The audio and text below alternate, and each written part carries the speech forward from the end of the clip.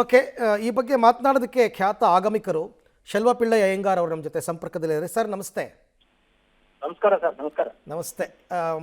ತಮಿಳುನಾಡು ಮುಖ್ಯಮಂತ್ರಿ ಜೋಸೆಫ್ ವಿಜಯ್ ಅವರು ಕೊಲ್ಲೂರಿಗೆ ಭೇಟಿ ಕೊಟ್ಟಿದ್ದರು ಇವತ್ತು.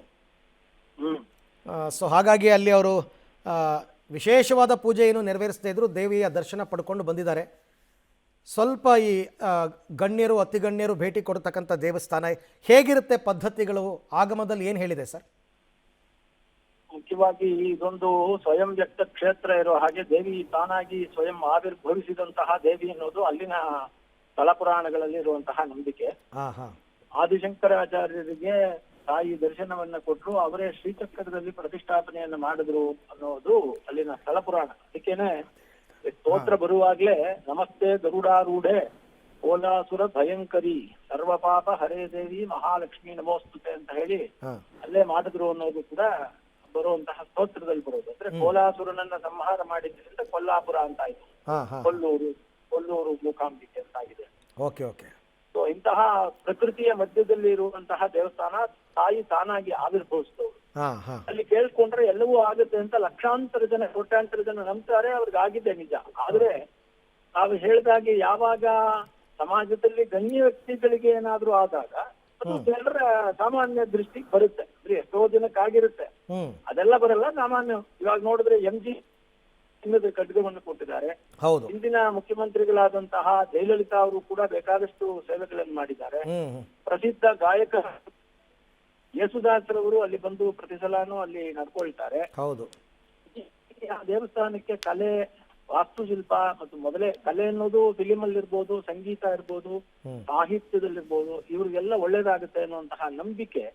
ಯಾಕಂದ್ರೆ ಅವಳೇ 3 ಶಕ್ತಿಯಲ್ಲೂ ಇದ್ದಾಳೆ. ಅವಳೇ ಬ್ರಾಹ್ಮಿ, ಅವಳೇ ಬಂದು ಮಹಾಲಕ್ಷ್ಮಿ, ಅವಳೇ ಕಾಳಿಯ ಸ್ವರೂಪದಲ್ಲಿರೋ ಪಾರ್ವತಿ ಅನ್ನೋದು ಅಲ್ಲಿನ ಪೂಜೆಗಳಲ್ಲಿರುವಂತಹ ನಂಬಿಕೆ. ಸೊ ಹೀಗಾಗಿ ಅಲ್ಲಿ ಆಗಮೋಕ್ತವಾಗಿ ಮುಖ್ಯವಾಗಿ ಈ ಶೈವಾಗಮದ ಪ್ರಕಾರ ಪೂಜೆಗಳು ನಡೆಯುತ್ತೆ. ಸೊ ಹಾಗಾಗಿ ಇವತ್ತು ಶುಕ್ರವಾರ, ದ್ವಾದಶಿ ಬೇರೆ ಇದೆ, ಭರಣಿ ನಕ್ಷತ್ರ, ಎಲ್ಲ ಒಳ್ಳೆ ದಿನದ ಅಧಿಕ ಮಾಸ ಬೇರೆ, ಎಲ್ಲ ಕಾಂಬಿನೇಷನ್ ಇಂದ ಬಹುಶಃ ಅವರಲ್ಲಿ ಬಂದಿದ್ದಾರೆ. ಇದ್ರ ಜೊತೆಗೆ ಕೊಲ್ಲೂರಿಗೆ ಇನ್ನೂ ಒಂದು ಹೆಸರಿಂದ ಕರೀತಾರೆ, ಸಪ್ತಮುಕ್ತಿ ಸ್ಥಳ ಅಂತನ್ಬಿಟ್ಟು. ಅದರ ಹಿನ್ನೆಲೆ ಏನು ಗುರುಗಳೇ, ಸ್ವಲ್ಪ ಹೇಳ್ಬೋದಾ?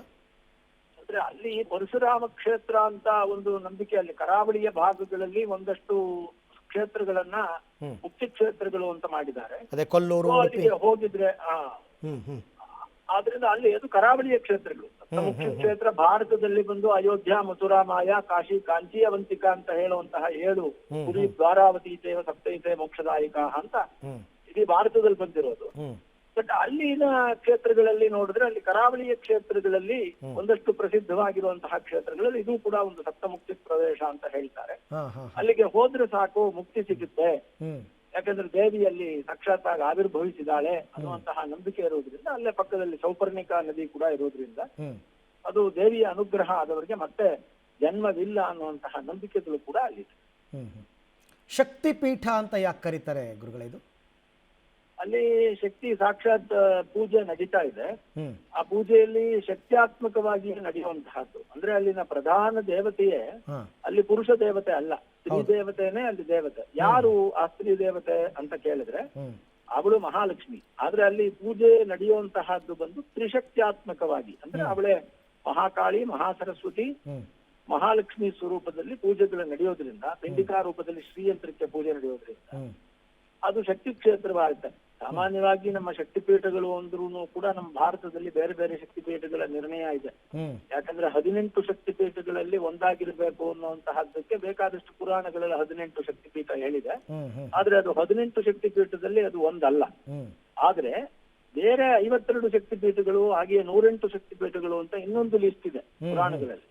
ಅಲ್ಲಿನ ಪುರಾಣಗಳ ಪ್ರಕಾರ ಅದು ಒಂದು ಶಕ್ತಿಪೀಠ. ಅದರ ಶಕ್ತಿ ಅಂದ್ರೆ ದೇವಿಯನ್ನ ಆರಾಧನೆ ಮಾಡಿ, ಅಲ್ಲಿ ದೇವಿಯನ್ನೇ ಪ್ರಧಾನವಾಗಿ ಆರಾಧನೆ ಮಾಡುವಂತಹ ಯಾವ್ದಾದ್ರು ದೇವಸ್ಥಾನ ಇದ್ರೆ ಅದಕ್ಕೆ ಶಾಕ್ತ ದೇವಸ್ಥಾನ, ಶಕ್ತಿ ದೇವಸ್ಥಾನ ಅಂತ ಕರೀತಾರೆ. ಉದಾಹರಣೆಗೆ ನಮ್ಮಲ್ಲಿ ಹೇಗೆ ನಾವು ನೋಡ್ತೀವೋ ಹಾಗೆ ನಮ್ಮಲ್ಲಿ ನಾರಾಯಣನೇ ಪ್ರಧಾನ ಅನ್ನುವಂತಹ ಒಂದಷ್ಟು ವಿಚಾರಗಳಿದ್ರೆ, ಶಿವನೇ ಪ್ರಧಾನ ಅನ್ನುವಂತಹ ಒಂದಷ್ಟು ಪಂಥಗಳಿವೆ.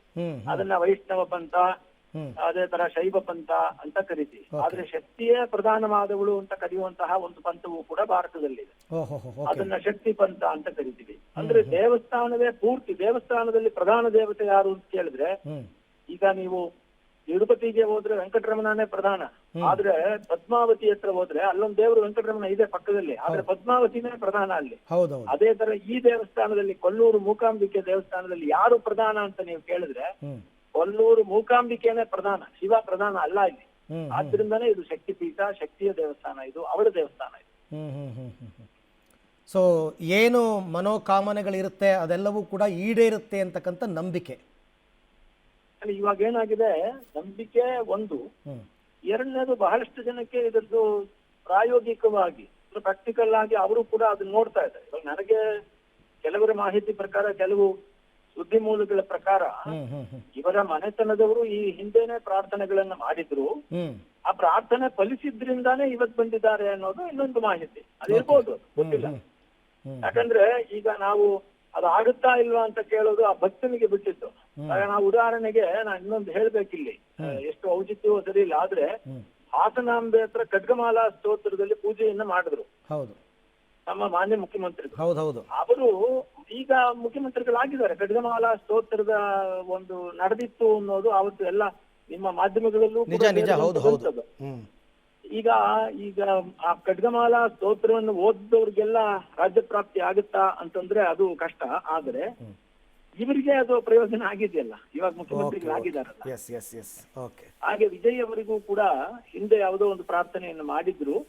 ಆ ಪ್ರಾರ್ಥನೆ ಬಹಳ ವರ್ಷಗಳಂದ್ರೆ 2 ವರ್ಷ ಅವ್ರ ಪಕ್ಷ ಪಾರ್ಟಿ ಸ್ಟಾರ್ಟ್ ಆದಾಗ್ಲೇ ಈ ತರದ ಅನೇಕ ವಿಚಾರಗಳು ನಡೆದಿತ್ತು. ಅದ್ರ ಪ್ರಕಾರ ಆಯ್ತು ಅನ್ನೋದು ನಮ್ಗೆ. ಓಕೆ, ಧನ್ಯವಾದ ಪಬ್ಲಿಕ್ ಟಿವಿ ಜೊತೆ ಮಾತನಾಡಿದ್ದಕ್ಕೆ, ಥ್ಯಾಂಕ್ ಯು. ಸೊ ಇದು ಸ್ಥಳ ಮಹಾತ್ಮೆಯ ಬಗ್ಗೆ ಅವರು ಕೊಟ್ಟಂತಹ ವಿವರ.